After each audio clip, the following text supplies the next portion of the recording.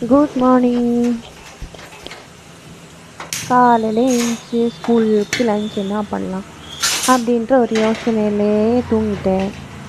அப்புறம் காலையில் எழுந்துச்சி என்ன பண்ணலான்னு யோசித்தா எதுவுமே கட் பண்ணியெல்லாம் வைக்கலாம். அதனால நம்ம இன்றைக்கி இட்லி பண்ணி சில்லி இட்லி மாதிரி கொடுத்து விடலாம்.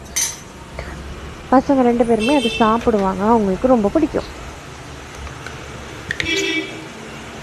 அதனால நம்ம வந்து ஃபஸ்ட்டு இட்லி ஊற்றி வச்சுட்டேன். அதுக்கப்புறம் தான் நான் வீடியோ எடுக்கவே ஸ்டார்ட் பண்ணேன். ஒரு கடாய் எடுத்து அதில் எண்ணெய் கொஞ்சம் ஊற்றிட்டு மோஸ்ட்லி தேங்காய் எண்ணெய் யூஸ் பண்ணுறதுக்கு ட்ரை பண்ணுங்க. அப்படி இல்லைன்னா as usual sunflower, Gold Winner எந்த எண்ணெயாக இருந்தாலும் பரவாயில்ல. பட்டர் போட்டால் இன்னும் கொஞ்சம் டேஸ்ட்டு நல்லாயிருக்கும். எண்ணெய் ஊற்றி எண்ணெய் சூடானதுக்கப்புறம் கடலைப்பருப்பு, உளுத்தம்பருப்பு 2த்தையும் போட்டு அது சும்மா அந்த இட்லி சாப்பிடும்போது சில்லி இட்லி சாப்பிடும்போது கொஞ்சம் மரன்னு கடிக்கும், அது நல்லாயிருக்கும். சின்ன பசங்க சாப்பிட்றதுக்கு இன்ட்ரெஸ்ட்டாக சாப்பிடுவாங்க. அதனால் இது 2த்தையும் நல்லா ப்ரௌன் கலர் ஆகிற வரைக்கும் ஃப்ரை ஆக்கிட்டு நல்லா கலரை விட்டு ஃப்ரை பண்ணிடணும். அந்த ப்ரௌன் கலர் ஆன உடனே நம்ம வந்து வெங்காயம் கறி லீவ்ஸ் ஆட் பண்ணணும். ஆட் பண்ணி அது நல்லா ப்ரௌன் கலர் ஆகட்டும். அது வரைக்கும் அது வந்து ஃப்ரை ஆகிறதுக்கு நம்ம விடலாம். காலையில் ஏஞ்சி ஒரே குளிராக இருக்குது.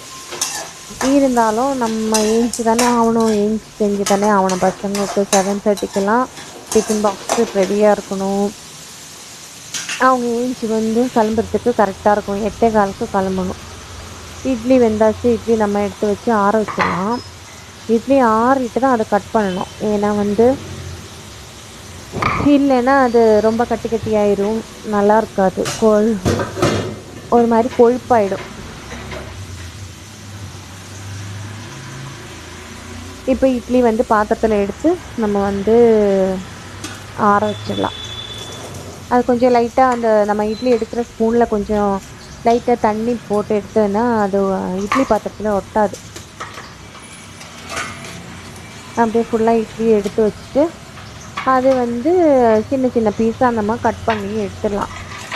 ஒரே ஒரு தட்டு இட்லி தான் ஊற்றிருக்கேன். ஏன்னா 2 பேருக்கும் அப்புறம் எனக்கும் மத்தியானத்துக்கும் நான் அதே வச்சுக்கலாம் அப்படின்ட்டு 10-15 இட்லி எடுத்து அப்படியே இந்த மாதிரி சின்ன சின்னதாக கட் பண்ணி வச்சிடலாம். அதுக்குள்ளே நம்ம வந்து அந்த ஃப்ரை பண்ண வச்ச ஆனியனும் கறி லீவ்ஸும் நல்லா ப்ரௌன் கலர் ஆகிடும்.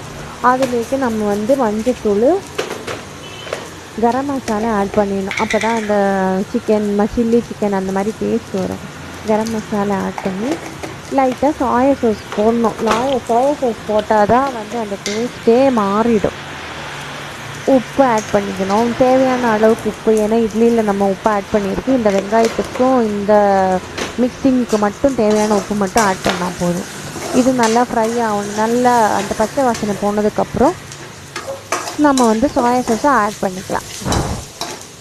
அந்த சோயா சாஸ் தான் இந்த இதோட டேஸ்ட்டே, கொஞ்சம் அந்த டேஸ்ட்டே கொடுக்குறது அந்த சோயா சாஸ் தான். எப்போதுமே சோயா சாஸ் யூஸ் பண்ண மாட்டேன், அது நல்லா இல்லைன்னு எனக்கு தெரியும். இருந்தாலும் எப்போயாச்சும் இந்த மாதிரி செய்யும்போது தான். எப்போயுமே 4-5க்கு சாப்பாடை தவிர வேறு எதுவுமே கொடுக்க மாட்டேன்.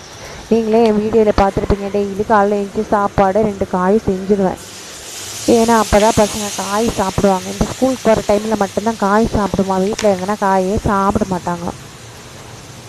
இப்போ நம்ம சோயா சாஸ் ஊற்றிட்டு அது கொஞ்சம் இட்லி அப்படியே போட்டு நல்லா ஃப்ரை பண்ணி எடுத்துடலாம். எல்லாத்தையும் அந்த இட்லியிலே பிடிக்கணும். அது வரைக்கும் நம்ம கொஞ்சம் வெயிட் பண்ணி நல்லா கொஞ்சமாக பொறுமையாக சிம்மில் வச்சுட்டு அது நல்லா கலரி எடுத்துக்கலாம். நல்லா டேஸ்ட்டாக இருக்கும். லஞ்சுக்கு அதை சாப்பிட்டேன்னா அது கூட ஒரு எக்கு ஏதாச்சும் ஒன்று வச்சு கொடுத்தேன்னா பெருசாக தொட்டுக்கெல்லாம் ஒன்றும் தேவைப்படாது. கொஞ்சம் லைட்டாக சூடாக இருந்தாலே அது சாப்பிட்டுக்கலாம், நல்லாயிருக்கும். பசங்க விரும்பி சாப்பிடுவாங்க. எப்பொழுதுமே சாப்பாடு அந்த மாதிரி எடுத்துகிட்டு போகும்போது போராக இருக்கும். இதுனா கொஞ்சம் இன்ட்ரெஸ்ட்டாக சாப்பிடுவாங்க. இது நல்லா அப்படியே குத்தி சின்னது அந்த உப்புமா மாதிரி சின்னதாக எடுத்துடணும். பெருசாக உப்புமா மாதிரி வராது, இருந்தாலும் அந்த பீஸ் எடுத்து சாப்பிட்ற மாதிரி இருக்கணும். அதனால் சின்ன சின்னதாக கட் பண்ணி அந்த கரண்டி வச்சு நம்ம வந்து கொஞ்சம் கொஞ்சமாக அப்படியே கட் பண்ணிவிட்டு அந்த கரண்டில் இருக்கிறது அப்படியே இது பண்ணி விட்டுக்கலாம். விட்டுட்டு நம்ம வந்து லாஸ்ட்டாக அதில் வந்து தேங்காய் வந்து துருவி அப்படியே மேலோட்டமாக போட்டு பெப்பர் பவுடர் போடணும் லாஸ்ட்டு. அந்த பெப்பர் கொஞ்சம் காரமாக சூப்பராக இருக்கும். பெப்பர் போட்டிருக்கேன். அந்த பெப்பர் வந்து உப்பு பெப்பர் போட்டு தான், அந்த பெரிய பெப்பர் வாங்கி முழு பெப்பர் வாங்கி நான் வந்து பவுட்ரு பண்ணி வச்சுருக்கேன். உப்பு போட்டு பவுட்ரு பண்ணி வச்சுருக்கேன். ஏன்னா ஆம்லேட் எல்லாம் போடும்போது அதை அப்படியே போட்டுக்கலாம். என் உப்பு மறுபடியும் உப்பு அப்படியே ஆம்லேட் மேலே போட்டால் உப்பு கறிக்குன்றதுனால நான் அப்படியே பெப்பரு உப்பு கல் உப்பு வாங்கி ரெண்டத்தையும் சேர்த்து மிக்சியில் அடித்து அப்படியே பவுட்ரு பண்ணி வச்சுருக்கேன். இப்போ லாஸ்ட்டாக நம்ம அதுக்கு மேலே வந்து தேங்காய் துருவி நான் எப்படியுமே ஃப்ரிட்ஜில் வச்சுப்பேன். ஏன்னா அவசரத்துக்கு நம்ம யூஸ் ஆகும் அப்படின்ட்டு ஒரு 2-3 தேங்காய் வாங்கிட்டு வந்து அப்படியே திருவி அதை ஃப்ரிட்ஜில் வச்சுடுவேன். தேவைப்படும் போது அதை எடுத்து போய் நான் பொரியலெல்லாம் பண்ணும்போது தேங்காய் முக்கால்வாசி நான் யூஸ் பண்ணுவேன். அதனால அடிக்கடி தேங்காய் எடுக்க முடியாதுன்றனால கடகடன்னு ஃப்ரீசரில் வச்சுருவேன். அது தேவைன்னா எடுத்து கொஞ்ச நேரம் வெளில வச்சுட்டு அப்படியே எடுத்து போட்டுருவேன். இப்போ நம்ம அந்த தேங்காயை போட்டு கொஞ்சம் நல்லா கலரி விட்டுட்டு டீ ஆஃப் பண்ணிவிட்டு கூட கலரிக்கலாம், ஒன்றும் பிரச்சனை இல்லை. அது வெந்துச்சு, அப்படியே உப்புமா மாதிரி ஆயிடுச்சு. இது கூட நான் முட்டை தான் வச்சுருக்கேன், அது வீடியோவில் காட்டல. அவ்வளோதான் ஃப்ரெண்ட்ஸ். என் வீடியோ உங்களுக்கு பிடிச்சதுன்னா எனக்கு சப்ஸ்கிரைப் பண்ணுங்கள், லைக் பண்ணுங்கள், ஏதாச்சும் கமெண்ட்ஸ் போட்டு விடுங்க. உங்களுக்கு என்ன பேசணுமோ அந்த கமெண்ட்ஸ் மட்டும் போட்டு விடுங்க. பாய்.